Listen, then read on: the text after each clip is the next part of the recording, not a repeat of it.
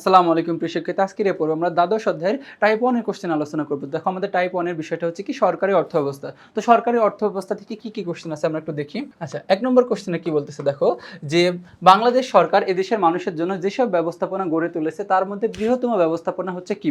তো বৃহত্তম ব্যবস্থাপনা বলতেছে প্রশাসন ও অর্থ ব্যবস্থা, নাকি প্রশাসন ও ব্যাংক ব্যবস্থা, নাকি অর্থ ব্যাংক ব্যবস্থা, নাকি অর্থ শিক্ষা ব্যবস্থা। তো দেখো বাংলাদেশ সরকার এদেশের মানুষের জন্য যেসব ব্যবস্থাপনা গড়ে তুলেছে এদের মধ্যে বৃহত্তম ব্যবস্থা হচ্ছে অর্থ ও ব্যাংক ব্যবস্থা।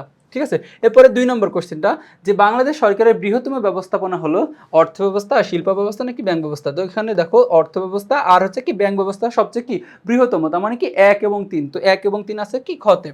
আচ্ছা, এরপরে পরবর্তী কোশ্চেনটা দেখো, যে 3 নম্বর, যে অর্থ কি। তো আমরা জানি যে অর্থ হচ্ছে বিনিময়ের একটা মাধ্যম। কি বিনিময়ের একটা মাধ্যম হচ্ছে কি অর্থ। মনে করো যে তুমি একটা কি জিনিস নিছো, ওই জিনিসটা কিনা মানে জিনিসের জন্য তুমি জাস্ট কি টাকা দিলা, এটা হচ্ছে কি একটা বিনিময়ের মাধ্যম, এই অর্থ হচ্ছে কি সেই জিনিস।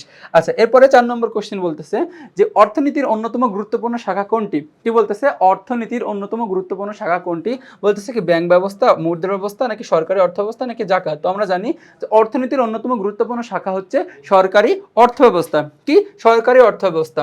আচ্ছা, এর পরবর্তী কোশ্চেনটা দেখো, যে 5 নম্বর, যে রাষ্ট্রের আয় ও ব্যয় সংক্রান্ত নীতি ও পদ্ধতিকে কি বলা হয়। তো আমরা জানি যে রাষ্ট্রের আয় ও ব্যয় সংক্রান্ত নীতি ও পদ্ধতিকে বলা হয় সরকারি অর্থ ব্যবস্থা বলা হয়। কি বলা হয়, সরকারি অর্থ ব্যবস্থা। আচ্ছা, এর পরবর্তীতে 6 নম্বর কোশ্চেনটা, যে সরকারি অর্থ ব্যবস্থা সরকারের আয় ব্যয় ও এদের একটির সঙ্গে আরেকটির সমন্বয় বিধানে কার্যবলী আলোচনা করে কার মতে। তো দেখো এটা আমরা জানি যে অধ্যাপক ডাল্টনের মতে। কার মতে, অধ্যাপক ডাল্টনের মতে এটা। আচ্ছা, দেখো সরকারি অর্থব্যবস্থার যে বিষয়গুলো অন্তর্ভুক্ত থাকে, আমরা জানি যে সরকারি অর্থব্যবস্থায় অন্তর্ভুক্ত থাকে রাষ্ট্রের আয় ব্যয় থাকে, সরকারের ঋণ থাকে, নাকি রাষ্ট্রের হচ্ছে কি বিনিয়োগ থাকে।